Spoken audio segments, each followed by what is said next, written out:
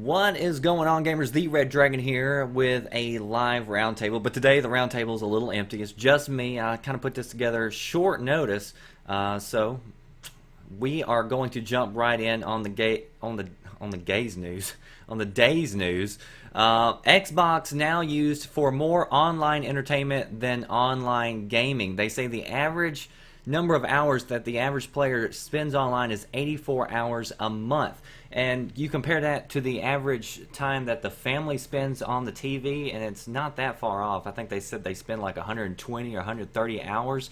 And a lot of that time is not spent gaming. It's actually spent doing other things like watching Netflix, or they just released the HBO Go app, the Comcast Infinity app on there. So I think what you're seeing is actually the progression or maybe the evolution of what we should call of the TV, and they're turning your TV into something that's very similar to your PC. So people who don't have a PC, your TV is trying to turn itself into that with all these apps and everything else. So I know I was using Netflix a lot before I finally canceled it because nothing ever got updated on the watch instantly stream, so I canceled that sucker. But Xbox turning into a entertainment system for the entire family, not just a gamer's box. Teachers calling for fresh curbs on violent video games. They say parents aren't listening or paying attention to the the ESRB rating or whatever rating that they have. It says mature. They're still buying it for their kids, and they're saying kids are turning out more violent. I guess kids weren't violent before TV and video games, I guess is what they're saying. Again, we have talked about this so many times in the past.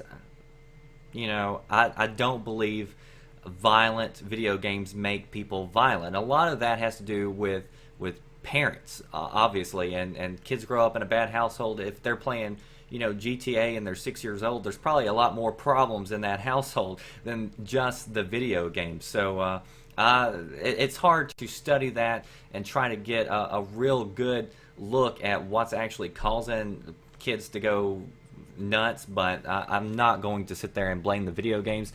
And if you start there, then you're going to have to do movies and everything else. So don't really like that. Stripped down Xbox due in late 2013. Now that's a rumor, that's a report that's just put out right now. Of course, Microsoft isn't commenting on it, which this kind of caught everybody, I think, by surprise. At least it caught me by surprise. They're saying that the next Xbox that they're going to release before the next generation Xbox, it's actually going to be a stripped down version that's going to focus more on Xbox Live arcade titles and Connect games. So you know, you don't want to spend money to get a full-blown Xbox. I guess they're trying to rope in parents to buy their kids, you know, something a little less powerful and get them just kind of worked in to the Microsoft world. So that is not confirmed yet by Microsoft, but definitely a report on the front page. And again, all this news on the front page of battlestrats.com. That's where I'm pulling all the news. It's updated daily with all the top gaming stories from around the gaming industry. The big news today, Battlefield 3 patch. That's what everybody's talking about. So I put out a video earlier. I will also put out a link in the chat for everybody. If you want to check that out after the live stream, you can check that out.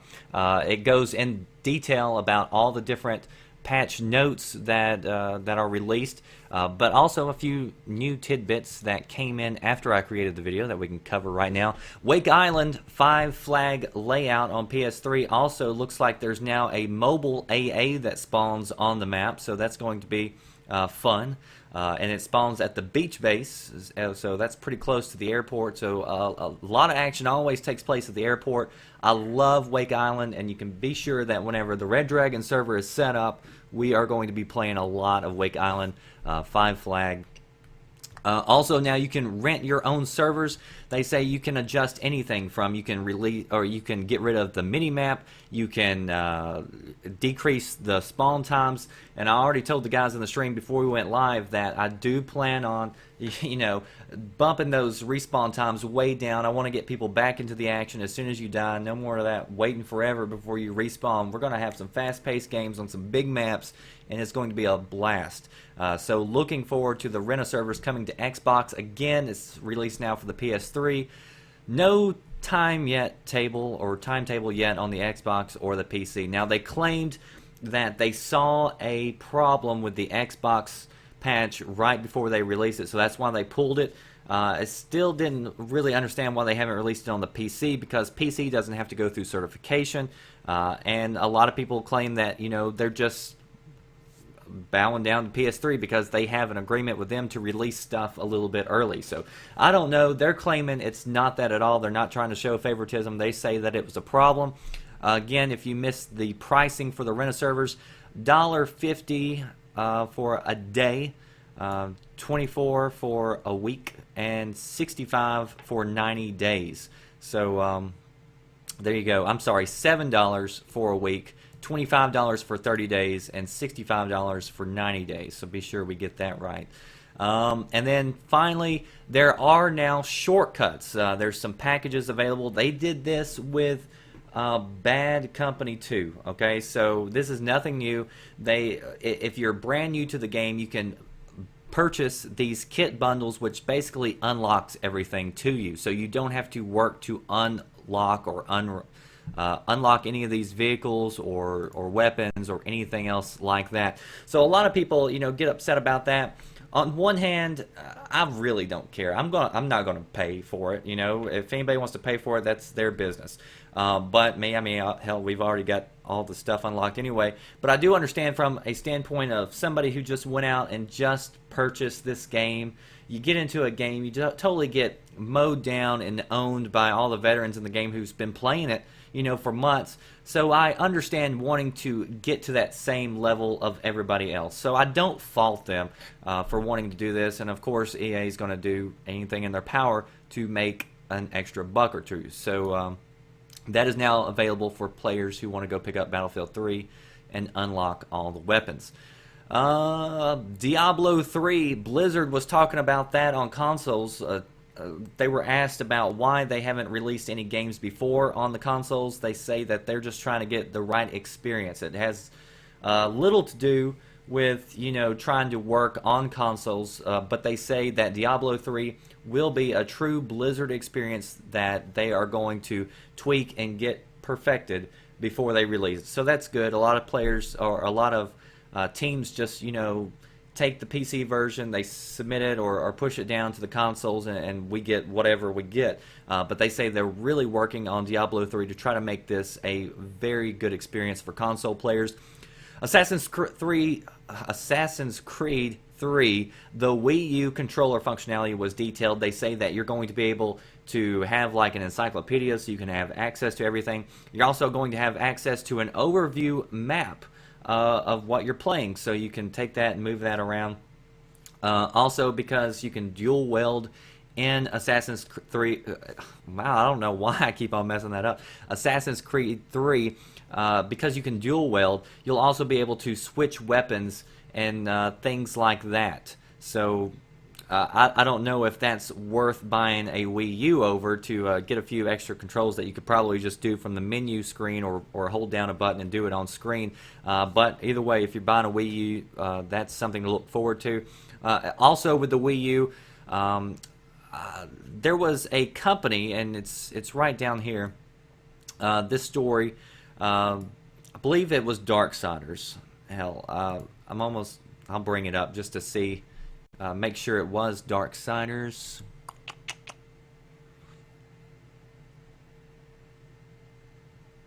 Yeah, Darksiders 2. So developers said that what they did was they took Darksiders 2 and they basically pushed it right down to Wii U, and it worked out great. So they said the hardware really runs very similar to the Xbox and PS3. So you're not going to have any problems with developers trying to develop for the Wii U specifically. It looks like things are going to run down pretty easy. But one thing to note was that they said as far as polygons go, as far as resolution, they weren't planning on updating it. So you're basically going to get the same looking game on Wii U as you would on the Xbox or PS3, which makes you wonder really how they're going to sell this Wii U, because I don't know many people who are going to run out to go buy a system that can basically do everything that the Xbox and PS3 can do.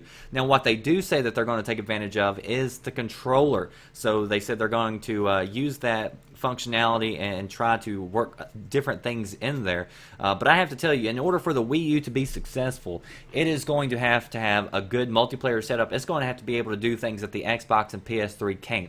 Take, for instance, 64-player on Battlefield 3. That might entice people to go buy a Wii U, especially if you can play it online and do all that other good stuff. That may. I'm not sure, because the Xbox and PS3 or PS4 is right around the corner. So it's going to be a hard sell for Nintendo. And then finally, Call of Duty. We've got a couple of stories. The future of Call of Duty. It's basically just an article detailing what they think might can happen, and they look at things and try to logically place it or put things together, but we really don't know anything yet for Black Ops 2. We do know Black Ops 2 is on the way. There's some, talk that they may try free-to-play, which has been a rumor for a long time. I'm not sure that's going to happen. Also, talk of maybe a new engine. They've talked about new innovation coming next year. So, really, at this point, it's just speculation, but nonetheless, a good article.